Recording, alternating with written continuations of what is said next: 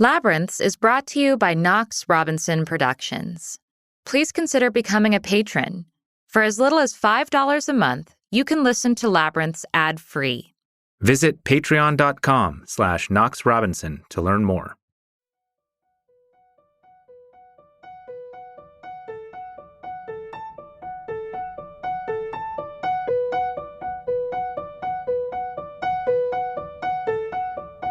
Feeling lost?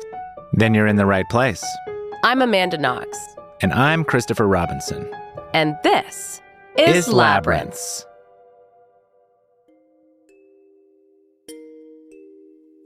In the last episode of Labyrinths, we looked at the subject of medical malpractice and the story of how Richard Pallardy's mother died after a months-long odyssey involving an incorrect diagnosis, untimely treatment, poor communication, and a lack of empathy from medical professionals. But of course, we didn't speak with any of those healthcare workers, and we only got Richard's side of that experience. We have no doubt that he and his family felt dismissed and ignored, but the causes and solutions to such problems are complicated. It's certainly not the case that doctors, nurses, and others working in the medical fields are simply callous.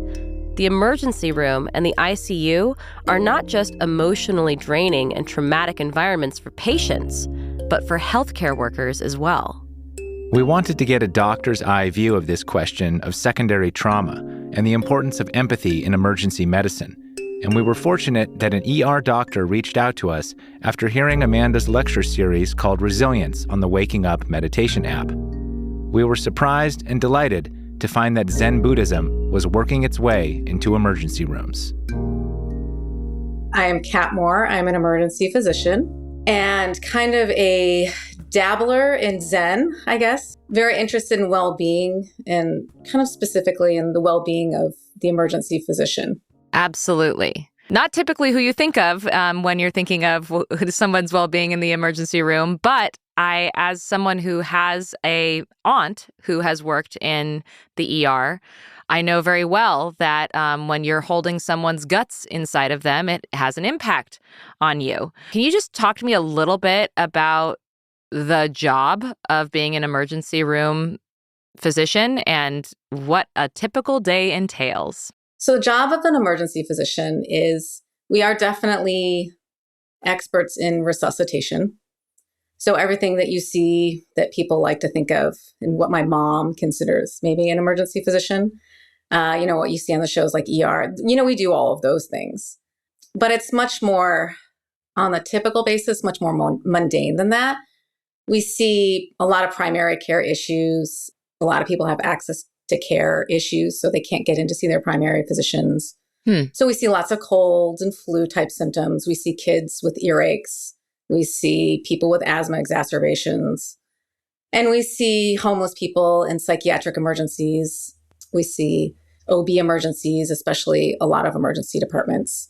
The emergency physician sees the first trimester emergencies. So, we kind of do it all. We do the primary care, and then we also do the trauma and the car accidents and all of the things you think of when you think of emergency medicine. And, a lot of crazy things and a lot of really boring things as well. So I kind of did it all. Do you care to share any ones that have personally resonated with you or stuck with you over the years? The young people that come in really sick, I think, are the ones that you think about. I had a pediatric arrest a couple weeks ago.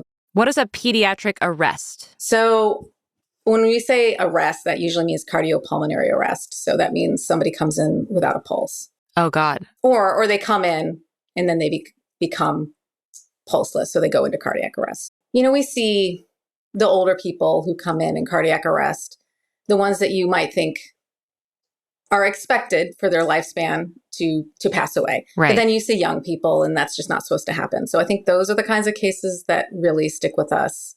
A lot of COVID cases. I mean, I've kind of forgotten almost at this point the trauma that we had with COVID. I work in South Carolina, so our experience wasn't quite as intense as some of the things you've seen in New York or other hospital systems in more urban areas. But just the amount of illness and death that we saw during that time period I think was more than even we were used to seeing.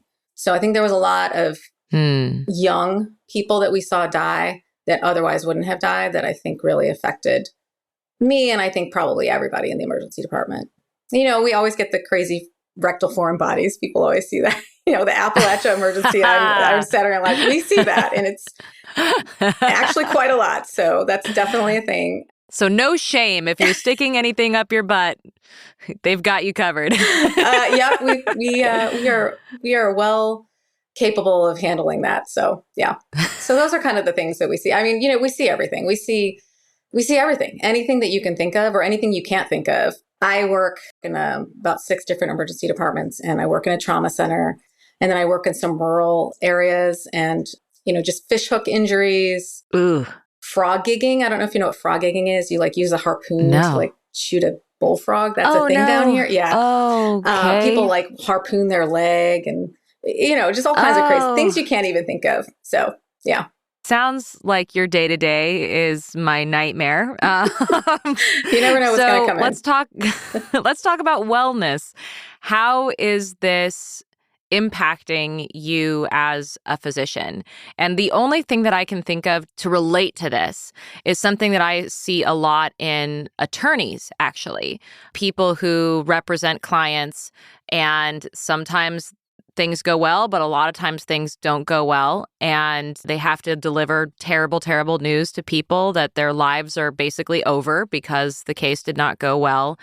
And they talk a lot about this secondary trauma of just living in the worst experiences of people's lives as their day-to-day professional life. And the medical side of this, I imagine, is the same thing. For a lot of people, you are seeing them on the worst day of their life. And you're just seeing that over and over and over again. How does that impact you? That's a great question, because there is a thing in medicine, we call it second victim syndrome, which is essentially like PTSD for healthcare workers. Emergency physicians, I think as a group, kind of self-select out people who are adrenaline junkies, and we go into the specialty knowing what we're getting into in a certain way. We know that that's what we want. We want to go into the places where we're doing CPR on a daily basis, and we're working nights and weekends and, all of those things. So I think it definitely selects out a certain type of individual. And in medical school, when you're choosing specialties, they always have funny little memes of who goes into what specialty. And the stereotypical emergency physician is typically male, still pretty male dominated. I'd say there's probably about 35% female now, maybe a little more than that, but kind of adrenaline junkie, person who rides their bike to work, drinks a lot of coffee, tends to be ADHD, thrives on stress. And, I think all of those things are true. I was kind of an adrenaline junkie. A lot of athletes, those kinds of people tend to go into emergency medicine. So we kind of go into it, wanting the adrenaline and wanting all that excitement. But I also think that the culture of medicine kind of sets us up for failure. And I think we're starting to really understand that more.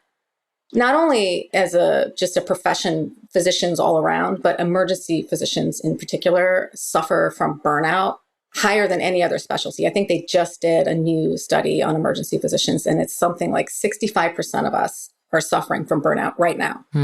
And I think that's always been true just because of the nature of our job, because it's shift work, it's night work, it's weekend work, you're away from your family, you have these kind of odd schedules.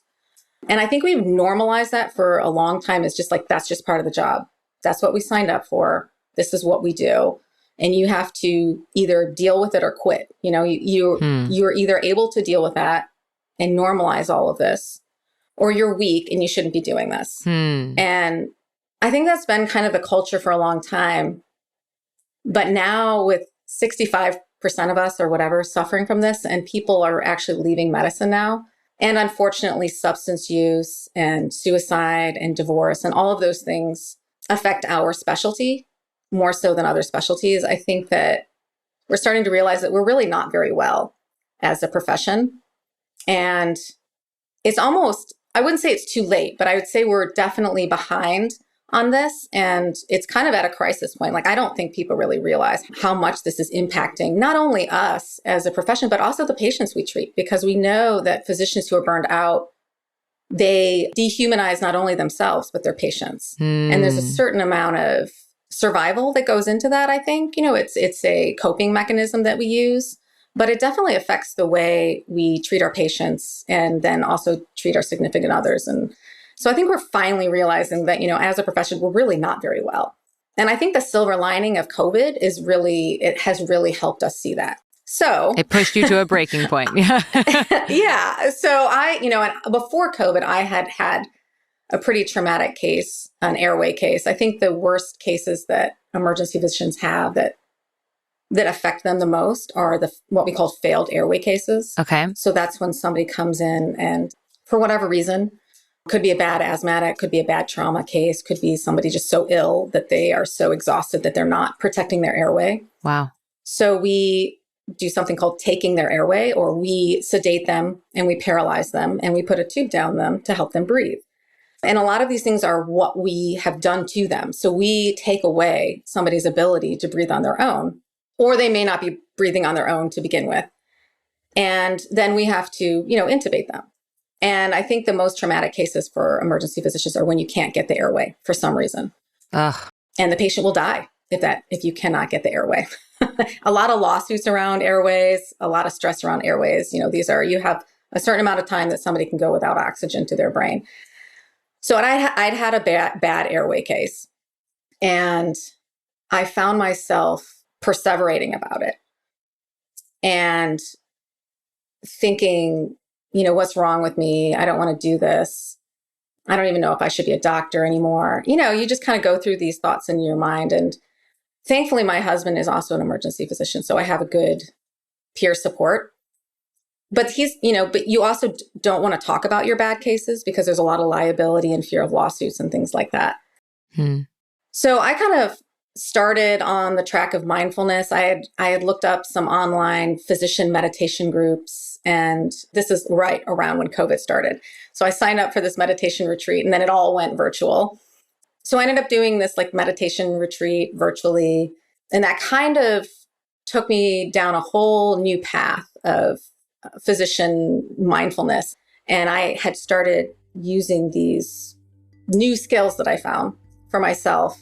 And then I started realizing that our profession really needed to address this head on, and that burnout, second victim syndrome, all these things were such a problem for us. And I realized there's a whole group, this whole community of physicians who are actually already working on this.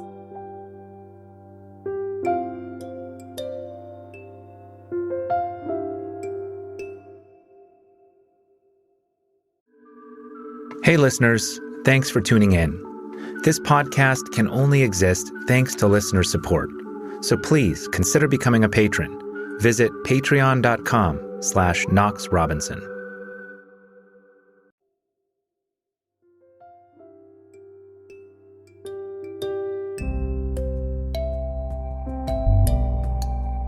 In the broader world of mindful physicians, this group of people who separately and together are attempting to bring mindfulness to the ER and to the medical profession in general.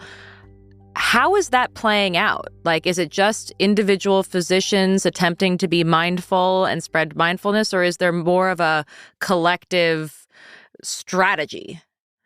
So I think it was more just, individual physicians dealing with things on their own. But because it's so compelling, and because we're at such a crossroads right now, I do think that there's a more organized effort.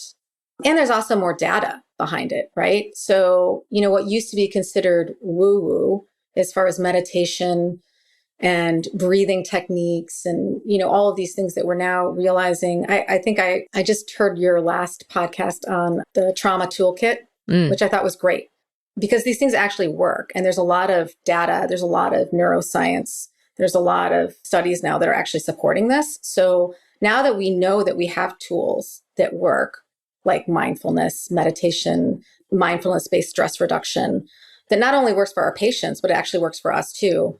I think we have more of a collective effort now to teach this and to teach it earlier. Really, we need to be teaching these skills in medical school really earlier on. So I'm glad that we do now have the data that supports it, because otherwise it's just kind of, we're not a real woo kind of specialty as in emergency medicine. We don't, the whole stereotype of emergency physicians, we're just not a huggy feely group of people. We're more of a pull yourself up by your bootstraps kind of group. And so to really make this kind of stuff accessible, it needs to be evidence-based and there needs to be data and it needs to be presented in a certain way. So there is that now. So I think we have that. And we also have lots of physicians who are involved in these things now. So I'm a part of this group called the Mindful Healthcare Collective, which is basically a group of physicians from all different specialties that are doing a lot of work in different stress reduction techniques. And then I also did this fellowship, this contemplative medicine fellowship through the New York Zen Center, which was amazing. And they have an ongoing, they're now in their third year doing this. Tell me about it. Well, so the New York Zen Center is in New York, in Chelsea, New York, started by these two Soto Zen. It's Soto Zen, so it's based in Zen practice. And it's Koshin Paley and Shoto Campbell are two Zen Buddhists. And they started this Zen Center.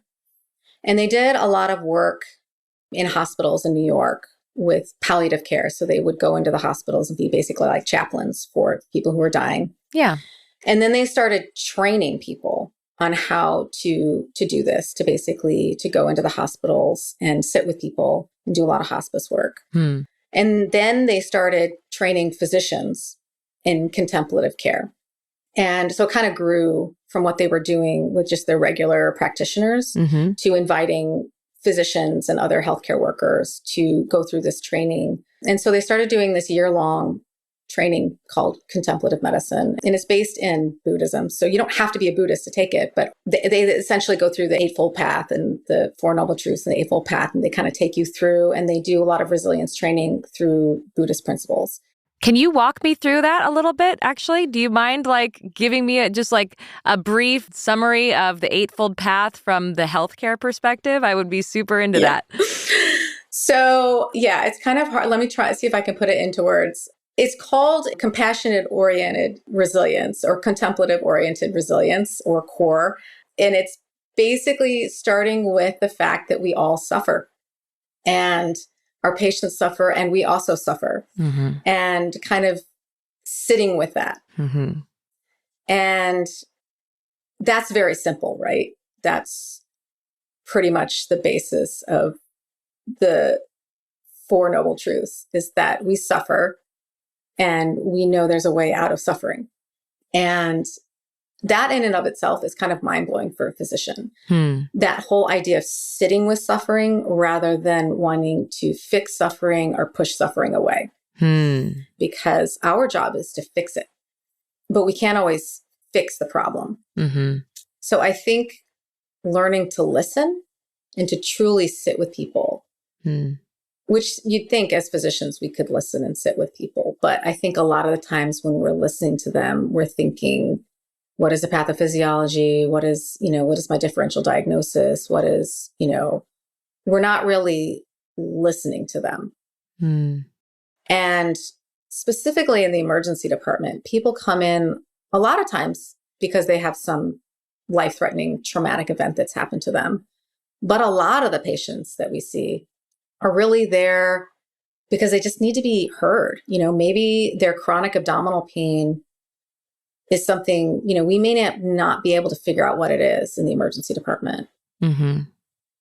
But if I can just sit with them and validate that they're having pain, that can be healing for the patient. And so often we don't do that. We dismiss those patients. We basically tell them there's nothing wrong with them because we can't find anything wrong with them, which doesn't mean there's nothing wrong with them. It doesn't even mean that there is a medical issue going on with them. It could be some kind of somatic presentation of something, and I think as physicians, when we can't explain it and we can't fix it and we don't know what it is, then we become dismissive. And so this whole idea of sitting with suffering, which is basically the first part of it is kind of mind-blowing. So it starts there, right? Be curious, listen to your patients, and listen to the stories that they're telling you, and ask yourself, what is a story you're telling yourself? And being curious and asking questions rather than just judging, or not judging, but, just try to get out of your own perspective and try and see it from somebody else's perspective, and actually sit and talk to patients, which shouldn't be mind-blowing, but really, the whole idea of curiosity and suffering and sitting has really changed the way that I go into every room. In the ER, we're busy, but you have the time. You have the time to actually sit and talk with people. You really do. You can make that time. So we start there, right? Just learning to sit with each other, learning to sit with our patients, learning to sit with ourselves, to sit with the suffering, and then kind of walking through the rest of the Eightfold Path through the whole year and applying that to medicine. You can't compartmentalize it, right? Which is another thing that I learned through this whole process, is that trying to be a doctor when you're in the emergency department and not a human being doesn't really work, right? So you're going to have to bring yourself to the emergency department, and that can be very difficult. And I think through this contemplative practice, that really helps you start to kind of unwind all of that. I'm wondering if maybe you can give me a specific example of either you or a colleague of yours interacting with a patient and how it was impacted by the burnout and all of that. And then on the flip side, how do you enter into an emergency room from a place of mindfulness, and what does the shift in perspective look like? Yeah. So I think physicians in general tend to be perfectionistic. And if you're not perfectionistic, you're taught to want to be perfectionistic, because the whole way we train is if you're not right, you're wrong. It's not about being good enough. It's about being perfect, because if you're not perfect, people die. And the way we train is we basically ask you questions until you can't answer the question. And so we shame people when we train in residency and in medicine. So I think that physicians in general are highly perfectionistic. I don't want to speak for all of them, but we have to get A's to get into med school. You have to be perfect. And that kind of mindset is really unhealthy and doesn't set you up for learning. And we know that. I also think there's a lot of delayed gratification in training. And also just we're taught to basically push our emotions down and compartmentalize and push our needs away. So surgeons are a good example of this. They don't get to go to the bathroom. They have to go, they have to do these surgeries. So you can't pee when you want. You can't eat when you want. Sometimes I'll have a whole shift where I've gone for 12 hours and I haven't had time to eat. So I think this kind of lack of self-compassion, and I know in a Buddhist perspective, you don't really consider the self separate. So it's compassion, and you should include self in that. But I don't think physicians really think of themselves in a kind way. We always think of what we're doing wrong, what we could do better. And that's kind of how we're taught too. So I think the biggest things that I've learned is self-compassion and curiosity. So I think those two things through my work with mindfulness have really helped with my patient interactions. In the emergency department, we tend to get a little jaded. We see things over and over and over and over again. We get a lot of overdoses in the emergency department all the time. And a lot of times it's the same people over and over again. And thankfully, we have great medications. If somebody overdoses, you have Narcan, and we literally bring people back to life all the time. You give them the Narcan and then they wake up, they get angry with you, and they leave. And you want to help, but sometimes you feel like people don't want help, and you feel kind of hopeless about the whole situation because it happens so often. And, on the flip side of that, we'll have somebody come in that's drug seeking and they want their narcotic pain medications. And if they don't get them, then they will get angry with you. Sometimes they will assault us. So our patient population can be very challenging. And I think it's really easy to start viewing our patients as the enemy sometimes, or a pain, and that's part of the burnout when you start to dehumanize your patients or look at your patients as an obstacle, and forget that you are here to help them. Right. And that no matter why they're there, like you had talked about, people need to fulfill a need, and it's maybe a maladaptive way in fulfilling that need, and I feel like looking at people and understanding that, these aren't their choices. This is something that has happened to them. They are a victim of their circumstances. It's not always as easy as, well, they should just stop doing that, or they need to get the help that they're not getting, or, they should be better. They should take the medicines we prescribe to them. So I think it becomes really hard when you're doing this day after day and, you're exhausted, and there's a lot of other things like administrative burdens that make our jobs harder, documentation, metrics that we're getting from administrators who are not working at the bedside that are also, we kind of sometimes feel like we're victims. We're getting this from all sides, like our patients are yelling at us and attacking us, and administrators are saying we're not working fast enough, but yet we don't have enough staff to do what we need. So I think the unfortunate way we cope with that is sometimes not viewing our patients as humans. I just think we start to judge them, and we almost get angry with them. Not all of them, but just, certain types of scenarios that we see over and over again. I think drug addiction and some of the things that come into the emergency department that you don't feel like should be there. Like, why are you coming in for your STD check? Like, you have the health department for that. Like, this is not an emergency. Why are you coming in for a pregnancy test? You can get all the things, you'd be surprised at some of the things people come into the emergency department for. And I used to get really angry about these things and get really worked up and reactive about things that were out of my control. Or if, you can't get labs done in a certain amount of time because the nurse is just so busy because she or he has too many patients and can't get to your patient, can't medicate your patient. And, things that used to really drive me nuts. Now I find with doing a lot of the mindfulness work and the meditation and things like that, that I'm less reactive, and I'm also able to be more compassionate towards myself, towards the staff, and also towards my patients. So I think it really has changed the way I interact with my patients and the nursing staff. I think I'm a better person to work with. I used to be really reactive and snappy, and I'm not saying I'm never like that, but I feel like I'm just more effective in my communication. And I think now that I have a little more compassion for myself, it's helped me to really work with the team a little better. I don't know if that makes any sense, but yeah, no, it makes perfect sense. I mean, I can totally relate to the idea that, like, you just cleaned up this mess and now somebody's just spilled this, like they've like that same level of frustration, but at the level of life or death, like high stakes adrenaline. Yeah, I can see being incredibly impacting, and of course you would become jaded from that. And I agree with you, like the impulse is to be like, stop fucking up. Yeah. like I just fixed you. Yeah.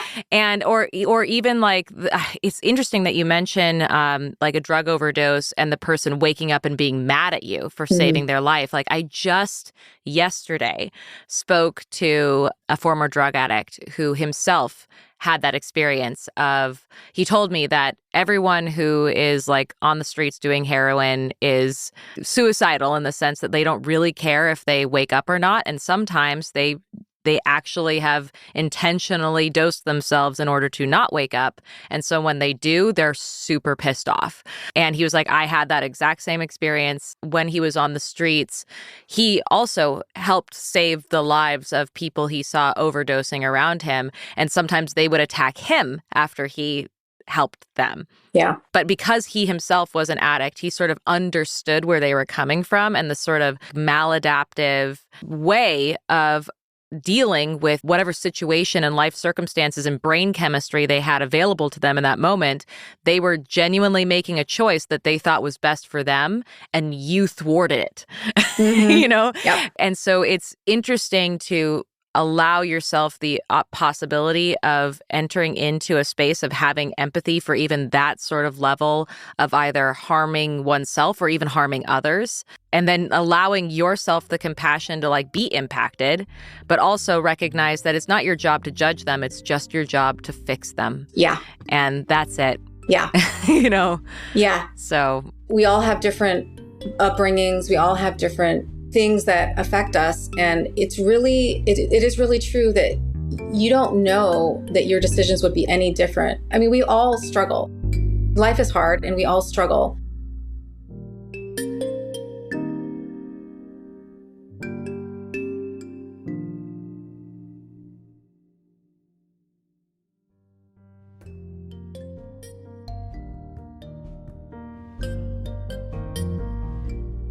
The Contemplative Medicine Fellowship that Kat attended through the New York Zen Center aims to apply Buddhist principles like the Eightfold Path to the medical field. Without getting too deep in the Zen weeds, the Eightfold Path is a series of practices: right understanding, right thought, right speech, right action, right livelihood, right effort, right mindfulness, and right concentration. But how does that actually play out? What does practicing right speech in a medical context look like? You know, is it useful? Is it kind? You know, when you think about what you're saying to people, how you're saying things, I think we tend to be very blunt in the emergency department, which is fine. Sometimes people need blunt, but I think if you can sit and be present in those moments and try and understand where they're coming from and take a moment to put yourself in their shoes, and understand that, you know, you really have to listen to what they're hearing, you know, ask them to repeat back to you. How are they understanding what I'm telling them as far as their treatment, as far as what I've told them is wrong with them? Because we just kind of come in with a lot of medical language. We don't really present it in a way that they can understand. And they don't feel comfortable asking because of the way we presented it. have your residents or colleagues noticed a difference in you, and have they vocalized that to you? I hope so. I think so. I think that I used to be somebody that people were a little afraid of, maybe unapproachable or intimidating. And now I notice that when I come in, the nurses are happy to see me there, and they will tell me, "Oh, we're so happy you're here." Or I'll have, just the other day, I was basically trying to admit a patient, and we do these text things now. So we'll just like text, "I have a patient room 2 to the hospitalist who's admitting, and I need to admit them for these reasons." And the hospitalist texts me back and basically was like, "You're always so collaborative. I always appreciate how collaborative you are when we talk about patients. You're willing to listen and be more collaborative." And I took that as such a compliment, because I don't know if I would have gotten that a few years ago, that I was so collaborative and a pleasure to work with. So I think so. I think that when things go wrong, I'm a little less reactive and a little less likely to become upset or wound up about it. Like if things aren't stocked during a code and I don't have what I need, instead of getting upset in the moment about it, I'm more like, "Oh, of course I don't have what I need. We're just going to have to deal with it now, and then we'll fix it later." Right. So I think I'm much more likely to kind of roll with it a little more now, rather than get worked up in the moment, because there's always going to be something. So I've noticed, at least, that my shifts go better. I feel less anxious. I feel less victimized by the system, if that makes sense. So when I come in and it's all chaos and it's crazy, I kind of think to myself, of course it is, and that's okay. And then I just kind of work with it. Not that that means it is okay. Right. Because there are a lot of things that need to change in the system. It should be different. It should be different, but you can still make a difference. And I think that helps on the day-to-day bedside care and the shifts, and then I go home and I do a lot of advocacy work as well. So I do a lot of work with our national organization to change the system stuff that needs to be fixed. Like we have nursing shortages. We have awful boarding situations in the emergency department. We have so many things that have broken our system, and it is broken. And I'm going to quote a woman named Wendy Dean, who does a lot of work. She's a physician who does a lot of work on moral injury, which is a little different than burnout. And, she will say there's no mindfulness jujitsu that is going to get us out of some of these things. Resilience and mindfulness helps. It helps me, but it's not going to change the system. Right. And so those things have to be done. Yeah. And maybe because you're mindful and resilient, you'll have the energy to actually work to make those changes on top of all of the other work you're doing. Well, and there's a huge, the same group of people really that I've been doing the contemplative medicine group through. They're in their third year now. The first 2 years now have a group that comes together monthly to talk. And there are some really incredible people working on these systems level changes. And that's exactly what needs to happen is we have to get educators, we have to get politicians, we have to get administrators on all levels really working to change the system. And being curious, being mindful can help us do all of those things and more effectively. And I think that the science is finally getting there to kind of help support it. So I find it fascinating, like maybe this is just a coincidence, but I started meditating during the pandemic. You started meditating during the pandemic. This collective mindful medicine group started during the pandemic. Is that just a coincidence, or was it just the world being like pushing the pause button and people really embracing that pause and trying to fill it with as much usefulness as possible? Like, how do you read that? It seems like a great silver lining from such an awful time period. And maybe, it's like when you learn a new word, then you suddenly hear it all the time. Yeah. Are people really starting to talk about this more? Or is it just that I'm hearing it more because now I'm interested in it? But I really do think that it is taking off. I do feel like the pandemic for so many people, not just the medical community, but just for so many people, it put things in perspective. Mm-hmm. It really put things under a magnifying glass for a lot of us about a lot of things. I think you're right that putting things in perspective, because just for a moment, we all sort of had our status quo be put on hold, and we were given the ability to take a perspective and just look back on our status quo and go, do I really want to go back to that? Mm-hmm. So this has been great. Do you have any final thoughts, things that you haven't shared yet that you wanted to share, or avenues of discussion that I haven't prodded?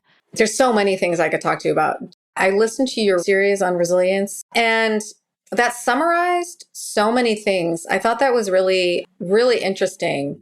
This whole idea of no free will, which I'm just completely can't stop thinking about now. On my last shift, actually, I mentioned this to a nurse that I was working with about this whole, I was just contemplating this whole no free will, and it's helped me really have more compassion towards my patients when I think about it in that sense, because I'm like, they can't help that they're here. They're here.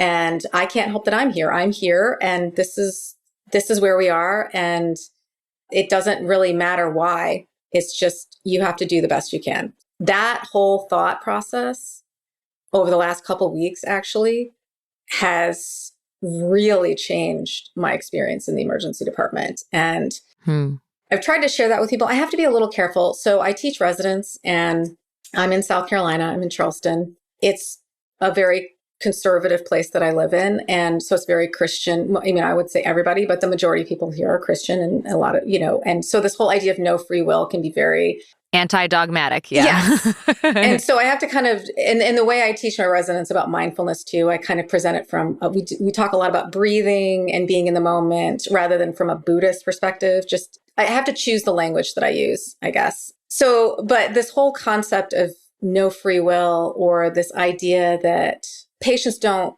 choose the response that they have. They don't choose to be drug addicts. They don't choose to not comply with their hypertensive medications, or they don't choose to continually come back to the emergency department for their chlamydia treatment for the 5th time in a year. All these things. It's just really changed the way I look at my patients and the way I look at myself, honestly. And I honestly do think that the self-compassion piece is kind of mind-blowing for me. Like when I would come onto my shift, and I work nights. And so when I would come into my shift, and there'd be a waiting room full of people, 4-hour waits. And I walk in, and then half the rooms get shut down because we don't have enough staff. And, I'd just be like, I'd be so angry about it. And then I would be angry at myself for feeling stressed out. And I now have a mantra that I use whenever I come in. I was like, well, it should be different, but I can still make a difference. And I didn't break the system. It's not my job to fix everything. So I kind of tell myself these things. And then I also say to myself, this is really hard, what you're doing. Like, it's okay that you are not always succeed. It's okay that you're feeling overwhelmed right now because it's overwhelming and you're human. Right. And I think that whole idea that like I get to be a human being is mind blowing to me, which is crazy, right? When you think about it, like, wow, you get to be human. How has it changed the way that you talk to your residents and train them? Because it seems like this idea that you're a human being and if you're struggling, it's because it's difficult, kind of goes against what you spoke about in this like perfectionist, shame-based model. How does that change the way that you teach? Well, I try to focus on things that go well and the impact that those things have. And when things don't go well, basically say, you're human and this is hard and that's okay, especially for procedures, things like that. I mean, obviously, it's not okay to kill people with mistakes, right? So you can't just say, oh, it's okay for you to like screw this up completely and this person dies. Like, no, I'm there to prevent that from happening. But also sometimes when you do everything you can, and even when you do it well, sometimes people still die, that happens. So I think, trying to have that understanding with the residents that it's okay to not be perfect because this is your time to learn and that's why I'm here. And to allow yourself to know what your weaknesses are, to know when you make mistakes, that's actually a learning experience because those are the things you need to work on. And as a resident, that's great. Now you know this. This is like before you're out as an attending working on your own, that this is something you need to work on. So I think creating that kind of mentality, that more it's okay to be human. It's okay to feel. It's okay to have compassion for yourself. And also, while at the same time understanding that what we do is hard. And sometimes we actually do have to compartmentalize and deal with things later. So, both those things are true at the same time, I guess. Really, everything that you talked about with resilience kind of summarized just a lot of things in at least like quick bits. So I really appreciate you for doing that. Thanks. I wish I could just share that to everybody I know that I work with in medicine because I was like, you should just listen to this because this will put you right in it. But yeah, that was wonderful. So I really appreciate you. And you're so young to have kind of such a great perspective on these things, to have learned these things at such a young age. I'm 52 now and I think, man, this would have been useful in my 30s. Yeah. I will say that's, again, the silver lining for me is that weird having aged in a like spiritually so fast. Yeah. So I do appreciate it. I'm very gratified that it resonates with other people because for a while there I thought that it was just sort of my lonely experience of the world. And then I realized, no, wait, everybody is struggling. Yeah. I mean, that's really it. Everybody is struggling. And even the people that you would think have it all, everybody is struggling. And that's just everyone. Yeah, we're all dealing with that. So kind of recognizing that and, this idea of fulfilling our needs and that we're all human beings and that you really have to see people for that and remember that because it's so easy to get stuck in our own stories. So yeah, so I really appreciate that. And thanks for talking to me. And I look forward to what this contemplative group is doing. And I think we're headed in the right direction. The medical system is at a very bad place right now. And I just hope that, we can kind of see our way through it and to just a better system. And hopefully there's a lot of people involved that can make that happen. So, all right, knock on wood. And get to work. Yeah, try not to go to the emergency department. You can avoid it. But if you have to go, we are there. It's our hope that the practices that Kat is employing and those taught by the Contemplative Medicine Fellowship will become more and more prevalent in our healthcare system. A study in 2022 tracked 32 participants of that fellowship over the course of a year and found that emotional exhaustion and depersonalization decreased and that a sense of personal accomplishment increased by statistically significant amounts. If you want to learn more about the Contemplative Medicine Fellowship, look for a link in the episode description or visit zencare.org. In the meantime, find us on Twitter @AmandaKnox. @manunderbridge. You can learn more about our work and how to support it at knoxrobinson.com. And maybe suggest you practice the art of right speech by spreading the word about Labyrinths. We depend on you to reach more hearts and minds. Labyrinths is brought to you by Knox Robinson Productions. This episode was written and produced by us with theme music by Josh Budo Karp.